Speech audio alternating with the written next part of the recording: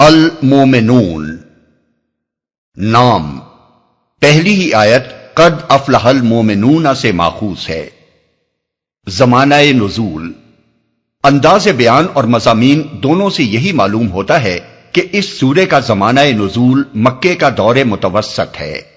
پس منظر میں صاف محسوس ہوتا ہے کہ اگرچہ نبی صلی اللہ علیہ وسلم اور کفار کے درمیان سخت کشمکش برپا ہے، لیکن ابھی کفار کے ظلم و ستم نے پورا زور نہیں پکڑا ہے۔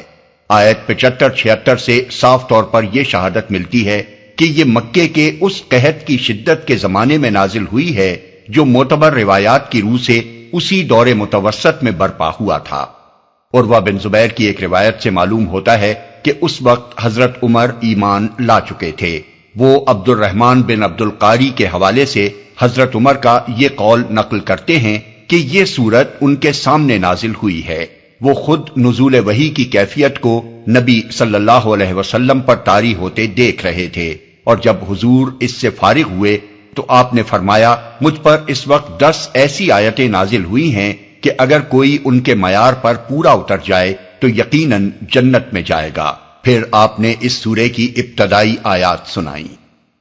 موضوع اور مباحث اتباع رسول کی دعوت اس سورت کا مرکزی مضمون ہے اور پوری تقریر اسی مرکز کے گرد گھومتی ہے۔ آغاز کلام اس طرح ہوتا ہے کہ جن لوگوں نے اس پیغمبر کی بات مان لی ہے ان کے اندر یہ اور یہ اوصاف پیدا ہو رہے ہیں، اور یقیناً ایسے ہی لوگ دنیا و آخرت کی فلاح کے مستحق ہیں۔ اس کے بعد انسان کی پیدائش، آسمان و زمین کی پیدائش، نباتات و حیوانات کی پیدائش اور دوسرے آثار کائنات کی طرف توجہ دلائی گئی ہے، جس سے مقصود یہ ذہن نشین کرنا ہے کہ توحید اور معاد کی جن حقیقتوں کو ماننے کے لیے یہ پیغمبر تم سے کہتا ہے ان کے برحق ہونے پر تمہارا اپنا وجود اور یہ پورا نظام عالم گواہ ہے۔ پھر انبیاء علیہم السلام اور ان کی امتوں کے قصے شروع کیے گئے ہیں جو بظاہر تو قصے ہی نظر آتے ہیں، لیکن دراصل اس پیرائے میں چند باتیں سامعین کو سمجھائی گئی ہیں۔ اول یہ کہ آج تم لوگ محمد صلی اللہ علیہ وسلم کی دعوت پر جو شبہات و اعتراضات وارد کر رہے ہو وہ کچھ نئے نہیں ہیں۔ پہلے بھی جو انبیاء دنیا میں آئے تھے جن کو تم خود فرستادہ الہی مانتے ہو، ان سب پر ان کے زمانے کے جاہلوں نے یہی اعتراضات کیے تھے۔ اب دیکھ لو کہ تاریخ کا سبق کیا بتا رہا ہے۔ اعتراضات کرنے والے برحق تھے یا انبیاء؟ دوم یہ کہ توحید و آخرت کے متعلق جو تعلیم محمد صلی اللہ علیہ وسلم دے رہے ہیں، یہی تعلیم ہر زمانے کے انبیاء نے دی ہے۔ اس سے مختلف کوئی نرالی چیز آج نہیں پیش کی جا رہی ہے جو کبھی دنیا نے نہ سنی ہو۔ سوم یہ کہ جن قوموں نے انبیاء کی بات سن کر نہ دی اور ان کی مخالفت پر اصرار کیا، وہ آخر کار تباہ ہو کر رہیں۔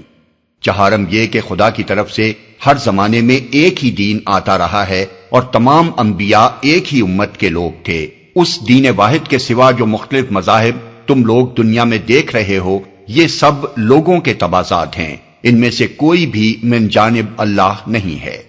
ان قصوں کے بعد لوگوں کو یہ بتایا گیا ہے کہ دنیاوی خوشحالی، مال و دولت، آل و اولاد، حشم و خدم، قوت و اقتدار وہ چیزیں نہیں ہیں جو کسی شخص یا گروہ کے راہ راست پر ہونے کی یقینی علامت ہوں اور اس بات کی دلیل قرار دی جائیں کہ خدا اس پر مہربان ہے اور اس کا رویہ خدا کو محبوب ہے۔ اسی طرح کسی کا غریب اور خستہ حال ہونا بھی اس بات کا ثبوت نہیں ہے کہ خدا اس سے اور اس کے رویے سے ناراض ہے۔ اصل چیز جس پر خدا کے ہاں محبوب یا مغضوب ہونے کا مدار ہے وہ آدمی کا ایمان اور اس کی خدا ترسی اور راست بازی ہے۔ یہ باتیں اس لیے ارشاد ہوئی ہیں کہ نبی صلی اللہ علیہ وسلم کی دعوت کے مقابلے میں اس وقت جو مزاحمت ہو رہی تھی اس کے علمبردار سب کے سب مکے کے شیوخ اور بڑے بڑے سردار تھے۔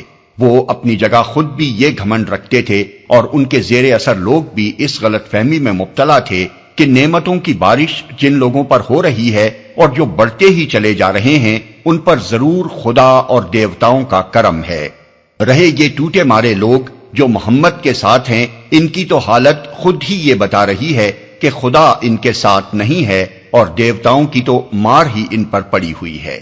اس کے بعد اہل مکہ کو مختلف پہلوؤں سے نبی صلی اللہ علیہ وسلم کی نبوت پر مطمئن کرنے کی کوشش کی گئی ہے۔ پھر ان کو بتایا گیا ہے کہ یہ قحط جو تم پر نازل ہوا ہے یہ ایک تنبیہ ہے، بہتر ہے کہ اس کو دیکھ کر سنبھلو اور راہ راست پر آ جاؤ، ورنہ اس کے بعد سخت تر سزا آئے گی جس پر بلبلا اٹھو گے۔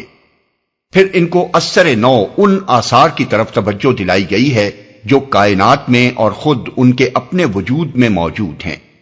مدعا یہ ہے کہ آنکھیں کھول کر دیکھو، جس توحید اور جس حیات بعد الموت کی حقیقت سے یہ پیغمبر تم کو آگاہ کر رہا ہے، کیا ہر طرف اس کی شہادت دینے والے آثار پھیلے ہوئے نہیں ہیں؟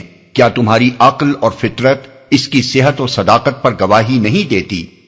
پھر نبی صلی اللہ علیہ وسلم کو ہدایت کی گئی ہے کہ خواہ یہ لوگ تمہارے مقابلے میں کیسا ہی برا رویہ اختیار کریں، تم بھلے طریقوں ہی سے مدافعت کرنا۔ شیطان کبھی تم کو جوش میں لا کر برائی کا جواب برائی سے دینے پر آمادہ نہ کرنے پائے۔ خاتمہ کلام پر مخالفین حق کو آخرت کی باز پرس سے ڈرایا گیا ہے اور انہیں متنبہ کیا گیا ہے کہ جو کچھ تم دعوت حق اور اس کے پیرووں کے ساتھ کر رہے ہو اس کا سخت حساب تم سے لیا جائے گا۔